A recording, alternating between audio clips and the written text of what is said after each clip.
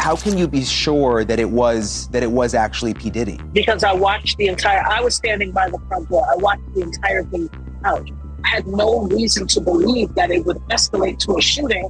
It was just male machismo and bravado at first.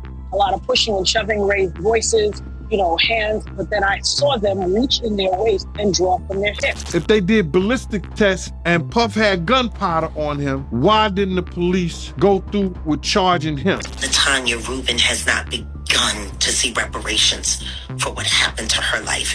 How did NBC get to profit off of it? Jennifer Lopez is in deep, deep trouble after shocking details from her past have come out. Turns out she may have been involved in a major crime with Diddy, and both of them managed to escape at first. Days of deliberations, the jury now appears to be focusing on the gun possession and bribery charges against Sean Puffy Combs. This afternoon, jurors sent the judge 2 notes, one of which asked for a transcript of a phone message Combs left Wardell Fenderson, once his driver, now the prosecution's star witness. During the trial, Fenderson testified that Combs was armed the night of the shooting at Club New York, and later pressured him to claim ownership of a pistol police found when they pulled over Combs' Lincoln Navigator as it fled the shooting. And I just want to make you feel comfortable, you know what I'm saying? And make your family feel comfortable.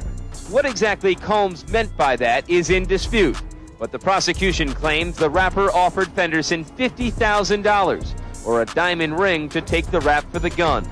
The jurors also wanted to hear a readback of testimony relating to Combs' former girlfriend, actress-singer Jennifer Lopez, who was in the Navigator when it was stopped by police. An officer testified that everyone in the SUV was ordered to put their hands on the vehicle, but Lopez walked away, saying she was going home. As she was being detained, a gun was discovered in the vehicle. At that point, a sergeant on the scene ordered everyone who was in the vehicle under arrest. The officer quotes Lopez as saying, "It's not my gun." They are floating issues that are old. Jaguar Wright told us that J-Lo is going to be investigated with Diddy. Jaguar Wright said that Diddy and J-Lo are both going to be investigated for the 1999 nightclub shooting where the victim said that Diddy pow-powed her in the face. On the night of December 27, 1999, a young woman named Nada was just out at a club when her life changed forever. She says she was shot in the face by none other than music mogul Sean Puffy Combs, now known as Diddy. Nada wasn't involved in any drama. She was just an innocent bystander. That same night, a young rapper named Moses Shinebarrow was also at the club. He ended up taking the fall for the whole situation and spent almost 9 years in prison. Diddy, who was also charged in the case, was found not guilty. Nada was only 19 at the time. Now, after all these years, she is finally telling her story to the public. Having been shot by someone that was allowed to come into a gun when I couldn't bring in a phone, I would absolutely unequivocally like the case reopened. It needs to be reopened. And the saddest part for me is, had people taken what I said more seriously and listened more intently, 24 years worth of people probably would not have had to suffer. Yeah, and I ask you this respectfully, just because I think people at home might be wondering, and I've never been shot, I can't imagine what that's like, but, in the chaos of that moment, and it's a club and there's people all around, how can you be sure that it was actually P. Diddy? Because I was standing by the front door. I watched the entire thing out. I had no reason to believe that it would escalate to a shooting. It was just male machismo and bravado at first. A lot of pushing and shoving, raised voices, hands, but then I saw them reach in their waist and draw from their hip. And I knew. I instantly turned to my friends and told them, be careful, watch out. And when I turned back, I know, and I've said over and over, I've heard the voice of God said, you are about to be calm down. And as I said no, I looked straight forward ahead and I watched the muzzle flash from both of their guns and I felt the impact to my face instantly. Wow. There's no doubt in my mind who shot. As soon as Nada started speaking out, people noticed that Diddy seemed to be paying close attention. This old case started trending again when Jennifer Lopez got dragged into one of the lawsuits against Diddy.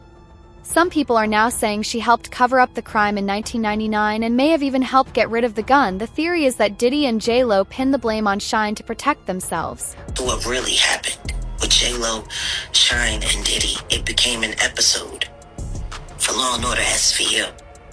A lot of money was made off of that. And guess what happened in the end of that episode? When they finally tracked down the starlet who they were hiding from everyone so she never had to testify. The male rapper took the charge, so the case was closed, and that's when she finally admitted that it was her that did the pow-powing. Ice-T knows a lot of people from that time, and he used to frequent at that club. He would have known all of the real details of everything that happened that night. Natanya Rubin has not begun to see reparations for what happened to her life. How did NBC get to profit off of it? So after him and Diddy fell out, he started working with Jodeci more. I see. How you feel about the victim of the club shooting? I gotta ask you about this, man. How you feel about her coming out now saying that, you know, Diddy, he shot her and not Shine? How you feel about that? Well, the way I feel about that, the case is closed, bro. It can't be no double jeopardy. It can't be no retrial because they already had a trial and a man was convicted for her injuries. A man already did time for her injuries. You understand? If they would have to go back and see that if there was ballistic tests done on Jennifer Lopez, on Puffy, God bless the dead, on Wolf, did they do ballistic tests? And then see if they did ballistic tests and Puff had gunpowder on him, you know what I'm saying? Why didn't the police go through with charging him? Why didn't the police charge him? She can say that now, and she said that I don't take nothing from the victim. I don't take nothing from the victim. But her lawyer should have advocated. I know Puff and Shine, they had the same charges. But like I said before, and like Shine said also, Shine said this also, because it's true. Puff had witnesses that come in to testify against Shine and say they saw Shine do the shooting. So her making those statements now, and the case is over with. It's been what? Well, how many years it's been? 15, 20 years? 15, 17, 15. Shine went to jail for 10 years. It was in 99, right? Law enforcement now believes the federal investigation into Diddy could expand and start digging into his past, including that well-known club shooting. What really shocked people was how involved J-Lo might have been. Nada has never changed her story. But now some are asking, why is she speaking up now? Is she chasing fame? Oh, well, why would he shoot you? What did you do? Did you owe him money? And I'm like, class, pay attention. Bullets don't have names, and they don't have predetermined destinations. Once they come out of the gun, they're gonna go wherever they go. And that's the thing about crime and shooting people. You cannot guarantee that what you're aiming at is what you're gonna hit, because you might be a thug, but it doesn't mean you have good aim. You might be a criminal, but it doesn't mean you have good aim. And that is exactly how I sit here today, because some thug criminal with an attitude and an ego that was outside of control decided he was gonna fire a gun in a crowded nightclub and shot me in my face. By the grace of God, I am here. The first thing I said when the bullet hit me, and listen, when right before the muzzle flash went off, when I had turned back to look, I heard God's voice say, relax, you are about to get hit, calm down. And when I screamed no, pop, pop, and it hit me dead in my face. And I never passed out, I never fell, I never cried, everybody started running. And just like when you watch a TV show or a movie and there's one person standing in a spot and everybody else is moving in fast motion and that one person is just in that spot, whatever they do looks a little slower, but everybody else is moving fast, that's exactly what it was like. Everybody was running, trying to get places. It was chaos. It was chaos. When that door, the first few people ran out of the door flew open. And remember, I was in that line sight straight from the staircase, straight towards the front door. As soon as the bullet hit me, I threw my hands up and screamed out, "No, God, don't take me. I'm not finished raising my kids. I have work to do." I screamed that at the top of my lungs. I said, "I'm not going. Don't take me. I have work to do. I have to raise my children." And as I said that, the door flew open and I could feel that total rush of that cold December 27th morning air. It was freezing out there. And it passed right before the air. You ever watch Star Trek and they say, "Beam me up, Scotty," and they start to pixelate? My body started doing that. I felt my body pixelating. I didn't even feel like a solid person anymore. And as my body was pixelating, that's when the door flew open and the air rushed in. Jennifer Lopez has always been seen as glamorous. Almost every guy she's dated has talked about her publicly, except Diddy, who still calls her one of his great loves. She once said the same about him. But even their red carpet romance from 1999 to 2001 couldn't survive what happened that night at the club. Reports say Diddy started the fight by knocking a drink out of someone's hand. Then gunfire broke out. 3 people were injured, including Nada. She says a bullet from Diddy's gun hit her in the face. Diddy and J-Lo ran from the scene but were caught hours later. J-Lo was released not long after, but Diddy stayed in custody for a while. The case took a turn when J-Lo said that neither she nor Diddy had a gun. I was putting my earring in, and my girlfriend Kelly, whose house we were at, had a big Rottweiler named Brick. Brick jumps up, stands fully tall, and puts his feet on my back, on my shoulder, and it knocks my earring out of my hand. The earring falls, goes under the fish tank that broke earlier that week. And so there were still little pieces of glass under there. So when I went to get my earring, cut my finger. Just all these little things trying to stop me from going out of the door. I go clean my finger, I get the piece of glass out, I clean it, I wrap it, put on a Band-Aid, put my earring in. As I reach the threshold, they're blowing the horn, telling me to hurry up. I step 1 foot across the threshold and a voice says, "Go change your shoes." Now, I knew it was God. God talks to me all the time. So I was like, if I change my shoes, I have to change all of my accessories. And God just repeated, "Go change your shoes." Now, I'm a stiletto girl. I would stand up in my beauty salon in stilettos for hours and hours on end. This particular day, I had on short ankle boots. I'm not a flats kind of girl. I don't really wear flats. Well, now I do. But back then, I did not. Those boots that I had on were flats. The heel was probably just about this big, and they were ankle boots, some snakeskin ankle boots. And I went back and I changed the boots. The boots I changed into, I had just bought them a month earlier around Thanksgiving from Bloomingdale's.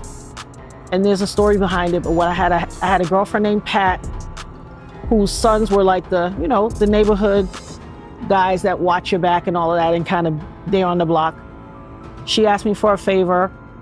I did her hair. She came back and paid me at a later date and gave me a gift card to Bloomingdale's. I took that gift card, went to the store, bought these boots. So this is bigger than just change your boots. It was an act of faith and an act of love for a friend that was repaid to me. I took that act of love that was repaid, went and bought a pair of boots, and those boots saved my life. I put those boots back. I went and put those boots on, which had a heel on them, went down to the car, we went off to the club. They were complaining, "You took so long, you're taking so long, we were gonna leave you." We laughed it off, we got to the club. We pull up to the block, and there are 2 ambulances at the front of the block as you turn the corner, halfway in the street and halfway on the sidewalk on each side, narrowing the stream of traffic to 1 lane. And I instantly said, 2 ambulances? Are they expecting somebody to die? What is this? Because I had never, ever seen that at a club or at this club. And it just stood out as so weird to me. My friends were like, I had just gotten saved. So they were like, "Oh, come on, hallelujah, don't start with all that." Making their jokes. You know how it is. I'm from New York. We got thick skin. I'm not bothered by it. But it stood out to me instantly.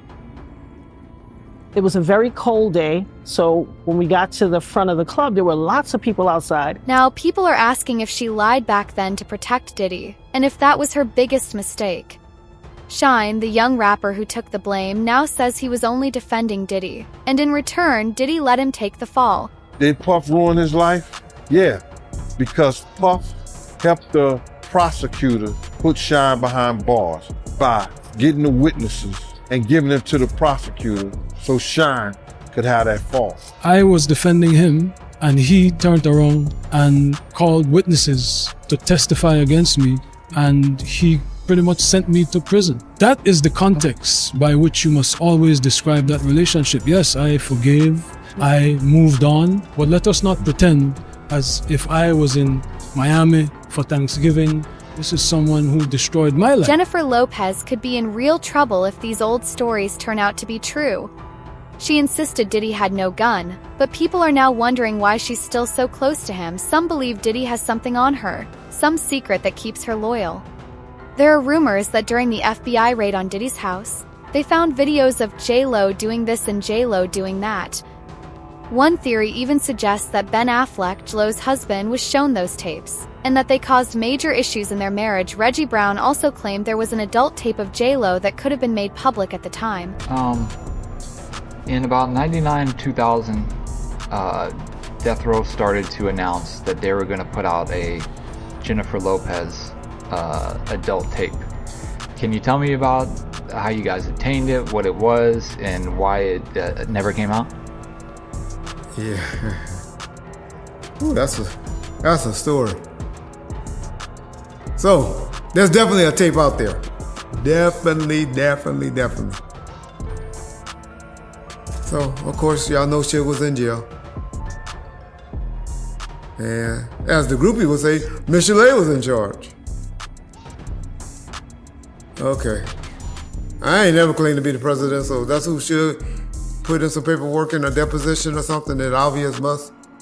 That Michelet was in charge. No, not in charge, the president. Okay. Who knows? But you ask anybody from any interviews, anything, from 1997 till 2002, even when Suge was home, who you had to go through to get anything done around Death Row. Anything.